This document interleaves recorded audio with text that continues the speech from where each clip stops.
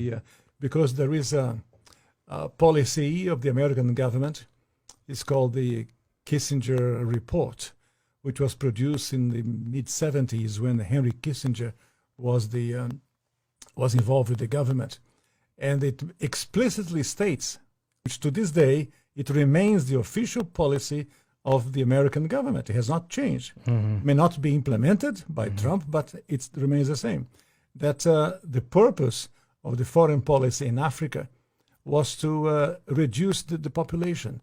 So to give aid to countries in Africa, not clean water and schooling and things like that, but contraception and abortion, in order to shrink the population of Africa, because they have great mineral resources there.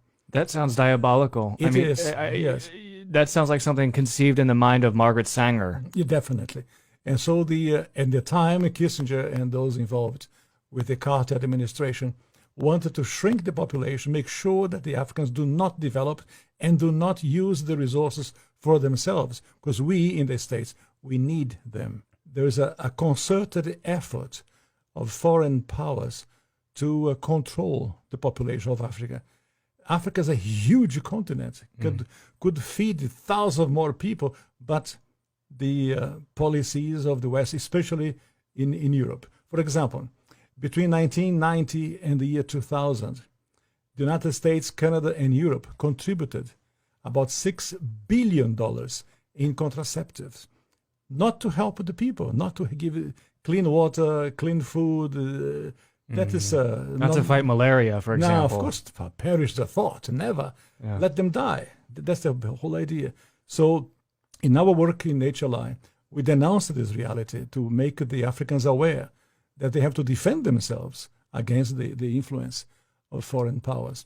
Is it just the United States, or do you believe that China is also playing a role in jockeying for the resources of Africa? China is playing a major role because China is buying property in Africa.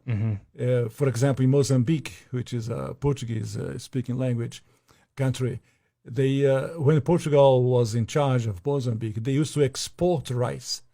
Now they are importing rice from China because they cannot produce. The socialism has wrecked the production of rice. And the Chinese come and buy farms. So about almost a third of Mozambique belongs to China. So I was in other countries of Africa, the same reality. In South Africa, the Chinese are buying property, buying land in Africa. So and they send